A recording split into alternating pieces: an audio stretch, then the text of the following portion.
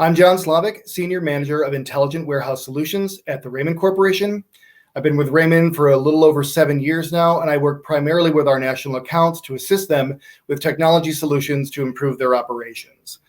I'm joined today by Derek Miller, Systems Integration Manager for Intelligent Warehouse Solutions at the Raymond Corporation. Hey, Derek. Hi, John. Thanks for having me.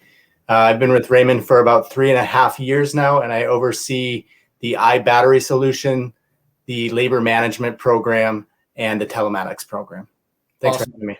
Yeah, no problem. So today's presentation will focus on the power of intralogistics solutions and how operations can use this technology to collect data, to visualize improvements, and ultimately to optimize their operation.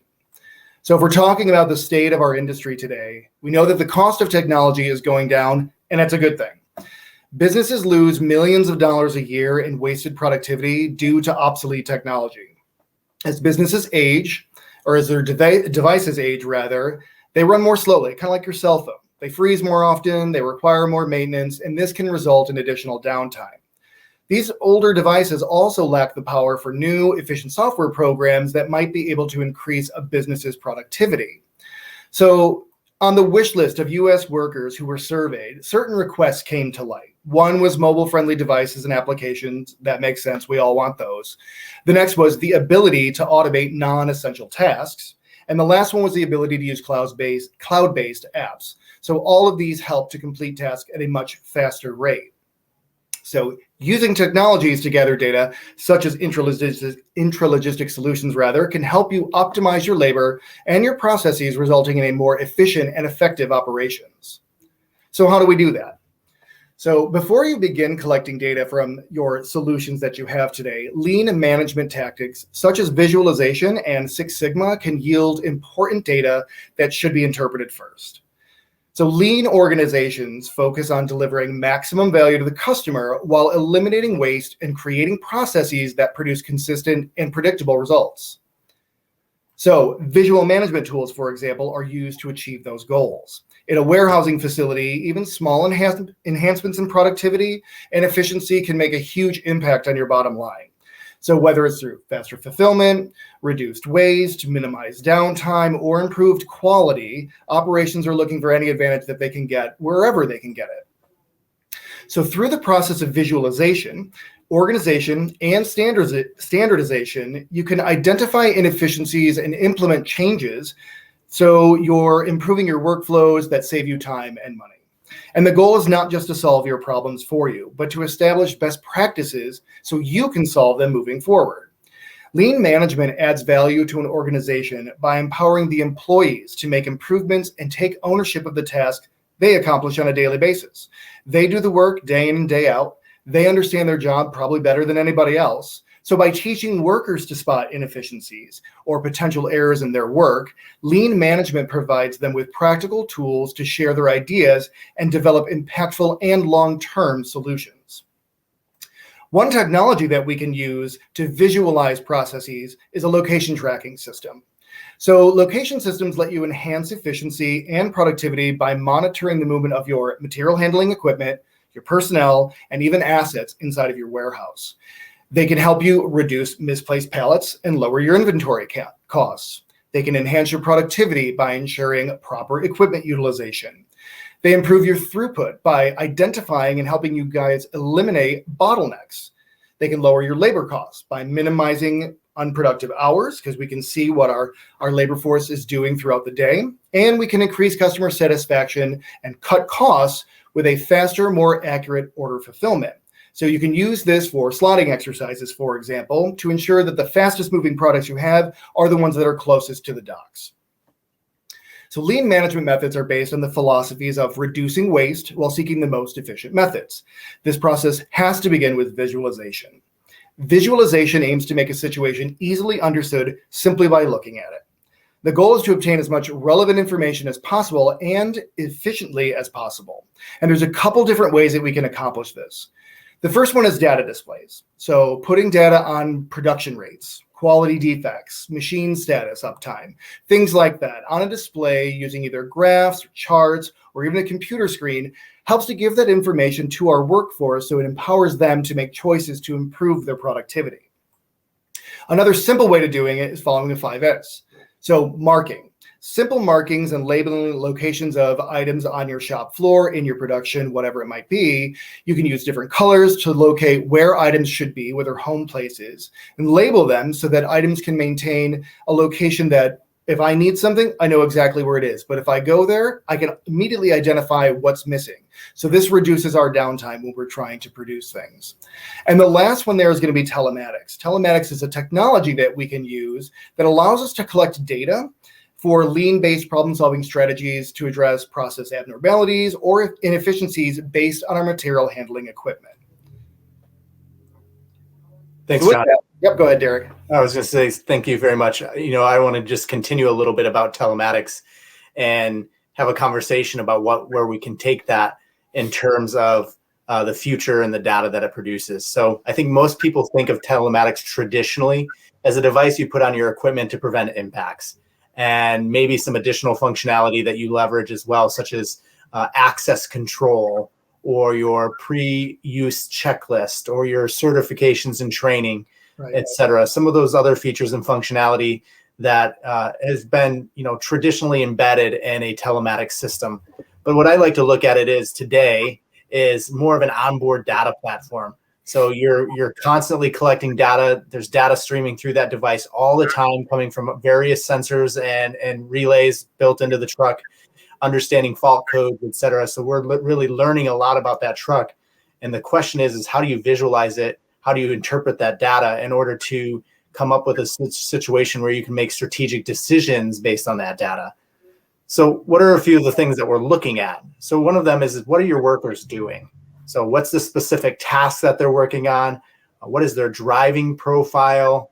How are they operating that truck from a behavior perspective?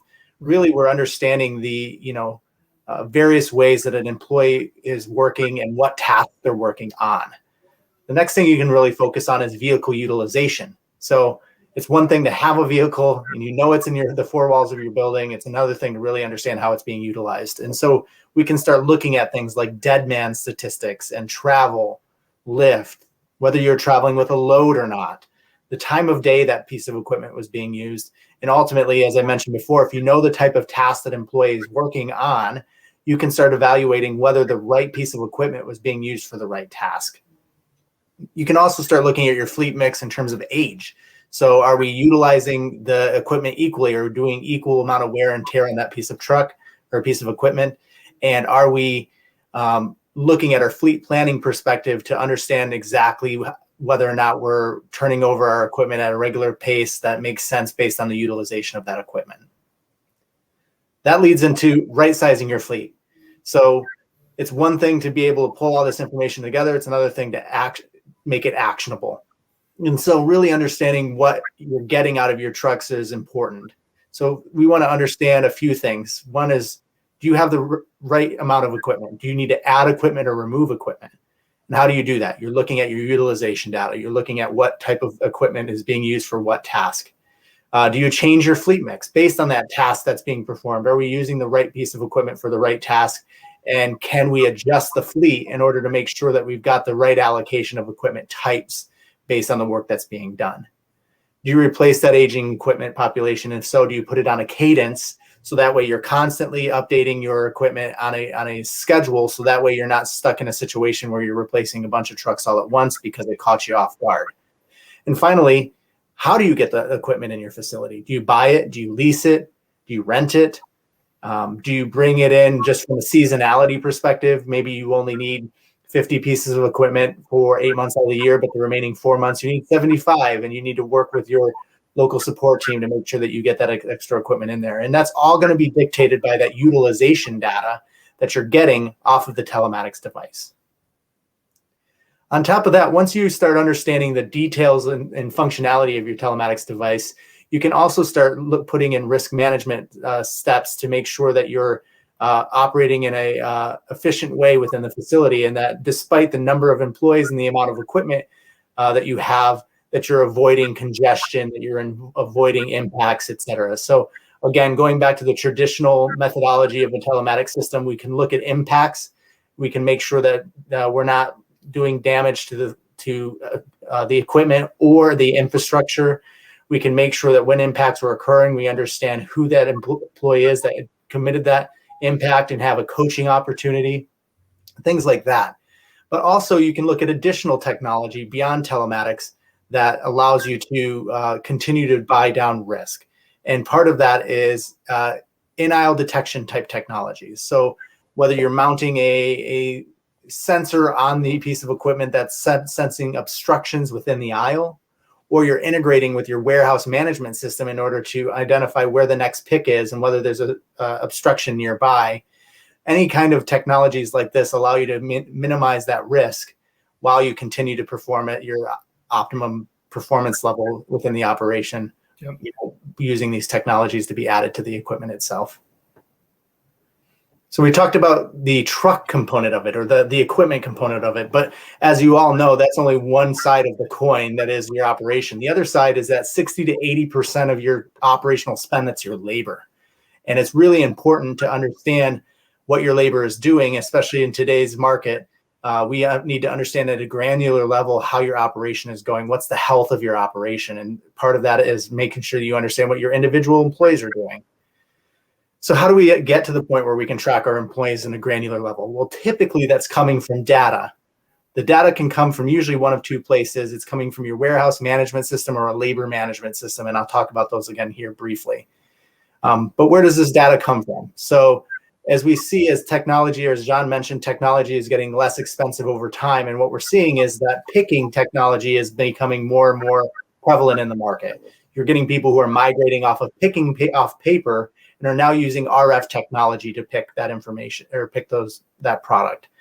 When you pick product using an RF gun or an RF device, you generate a lot of data behind the scenes in your warehouse management system. And all of that data tells us a story about what the employee is doing, where they were, what they picked, how heavy it was, who you were picking for, et cetera. And that data can be data mined in order to tell a story about what the employee did for their given work function for that day. Once you get the data, there's a few things you can do to drive value. You can start comparing your tracked activity against your pay and time and attendance system. So you can start looking at your payroll and saying, okay, I paid John or I paid Derek for 8 hours today, and I got 6.5 hours of tracked activity out of them. There's a delta there between what was tracked and what was paid. That's what we call missing time or unaccounted for time. And we can really drive that out once you have visibility into it. And that's an opportunity for savings and for gaining efficiencies within the building. The next component is support hours or indirect hours. So there's always going to be a certain level of support time that's required in a facility, whether it be housekeeping or box making or any other support function there. But those functions, although critical, do not necessarily drive product in the door and out the door. And that's really ultimately what you're trying to achieve, is to move product. So what you want to do is find the right optimum level of those support hours where you're getting what you need, but you're not spending too much time and too many resources doing those functions. You want to minimize that. The third piece, and then what people mostly think about labor tracking, is driving productivity. So once you get people on the right task for the right amount of time, then you can start looking at their metrics. You can start looking at the quantity or the throughput or their handling ratios, et cetera, in order to start driving productivity at an individual level by task. So now I know that, when Derek is picking today, I picked so many pallets, so many cases, I traveled so much, and that's the content of my work. And you can have a coaching opportunity surrounding that. And so what do we do when how do we get this data analyzed? Well, I mentioned you can look at a couple different ways of doing it. You can pull the data directly out of the warehouse management system. And a lot of people do that. In many cases, your warehouse management system will have some high-level labor analytics being built into it. And you can determine certain things off of that warehouse management system. But in many cases, it does require a certain level of manual manipulation of data. So you're starting out with a big data set, and you're whittling that down to some very valuable nuggets of information that allow you to make decisions with your employees. The next best thing that people are using are a labor management system. And essentially what a labor management system does is it takes your warehouse management data and it deciphers it for you on your behalf, and it calculates out those productivity scores and things like that. So you can start coaching and understanding what your employee is doing in a very easy way, and it removes a lot of that manual work that might be required if you're pulling data directly out of warehouse management systems. Those two primary methods are what most people are doing these days in order to track their labor. And as you'll see, it drops off when it becomes a manual process. Very few people are doing it from a manual perspective because it is so time intensive and it is so difficult to data mine something when you're doing it manually. So leveraging a warehouse management system or a labor management system are definitely the ways forward of the future in order to maximize your employee tracking. So a couple of things you can do once you have that visibility. Two things: forecasting and cost to serve. So forecasting, when you know how people are performing, their throughput and other key KPIs, you can start saying, I know what my anticipated volume is tomorrow, next week, next peak. And you can start planning to make sure that you have the right labor planned for those shifts to make sure that you're moving the product that you're anticipating. And you can use that data to make strategic decisions about whether you're bringing in temps or whether you're having required overtime or whether you have weekend work. So these are the type of things that can be determined based on labor analytical data. And finally, is cost to serve. If you understand what people are doing, how efficient they're being, and their productivity and their throughput, now you can start understanding, what does it cost me to do a pick or to do a put away or to do a replenishment? And what if I'm doing it for customer A versus customer B? You can really get granular and understand where your dollars are being spent, where maybe traditionally you knew whether the building was winning or losing, but you didn't necessarily know how I was doing at an individual process level. That helps you negotiate contracts. That helps you negotiate your chargebacks. It helps you negotiate your product pricing. And ultimately, it helps you identify opportunities for a continued process improvement. So you can minimize down individual costs based on processes versus looking at it as a facility as a whole. John? So Derek, you've made some really important points about labor. And I think what I'm taking away from this is that while they're our most important resource, they're probably our most expensive resource as well. So what we need to do is be able to optimize our workforce as much as we can. And one of the best ways to do that is through training and development. So if you're bringing on new people, if you are reassigning responsibilities because you've taken on an automation project, or you're just adjusting your processes to keep up with your demand, training is going to be vital to optimize the security and efficiency of your operation. So similarly to how we discussed previously about lean management strategies for process improvement, these ideas should apply to your training programs as well. A common mistake that many organizations make today is not formally training new employees. They have a tendency to rely a little bit too much on the on-the-job training method, which has its merits for sure, but it doesn't always create the consistency in training outcomes that we're looking for to be able to hold benchmarks for our employees. So again, while there's plenty of room for on-the-job training, knowing how to train employees effectively correlates to a much happier workforce and better retention rates. So in the 21st century, we have technologies that can help us do that, such as virtual reality. They can help us train our new associates faster and more reliably while assessing what position that he or she might be best suited for. So these technologies help us take new employees from the door to the floor in a faster and more efficient manner. So as many of you know, OSHA requires a three-step process. The first one being a classroom setting that must be done by an instructor. Phase 2 is going to be a practical demonstration, which is practicing on the vehicles. And the final one is going to be the operator evaluation. Where VR shines is in that practical demonstration. So it helps us speed along the process by allowing an engaging learning environment with real-world challenges and providing real-world feedback by putting operators in an actual lift truck in the most realistic virtual warehouse available today. And one of the reasons why VR creates a more relaxed and comfortable environment for training lies in the fact that workers do not need to be afraid to make mistakes. Virtual reality gives you the ability to let trainees make all of their mistakes, even potentially dangerous ones, in the safety of a simulated world and simply try again until they get it right. Hands-on experience has proven to be the best way to retain new skills. So virtual reality, in contrast to classroom training, gives you the opportunity to provide a realistic on-the-job training experience. So there was a study done by the University of Maryland showing that virtual reality training is more effective in recall accuracy than a traditional desktop training would be. So VR has a median recall accuracy percentage of around 90.5% for the head-mounted displays that you currently see out there today. And what's great about VR is that it's not limited by facilities, by your location, or even instructor availability. So you can put it anywhere. It could be in the corner of a classroom. It could be in your lunchroom. It could be anywhere you need it to be where it's not taking up shop or production space. So this enables you to get your every employee trained and ready to perform in the operation as fast as they achieve competency in the virtual world. Yeah, you bring up a good point, John. I think we talked about labor management for a while, and as you could tell, there's a huge amount of data that comes out of a system like that. But without proper coaching, you're not going to drive the value, the ultimate value or the maximum value you can get out of a system like that. So identifying individual processes where improvements can occur and mirroring that up to a virtual reality segment or lesson can definitely drive that increased productivity and employee engagement other than just sitting back and digesting the LMS data by itself. Absolutely. Absolutely. So I think that's what we have for new topics today, but it looks like we have some really important key takeaways and we'll go over them. So the first is operations can collect and analyze data to better respond to their operational challenges. We need good data to make those decisions. The next one is going to be visualizing changes through lean management strategies to continuously improve and optimize facilities. That's your first step.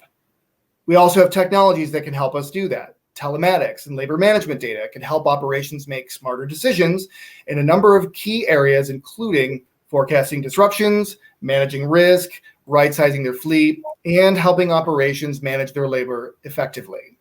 And last, data can be used to create efficient operator instruction and increased operator retention. So I just want to thank everybody for tuning in today. It was great to be able to do this for you. Derek and myself will be available in the seminar chat function afterward to answer any questions on any of the material that we may have discussed today. So thank you, Derek, for joining me, and thanks everyone again for tuning in. Thank you.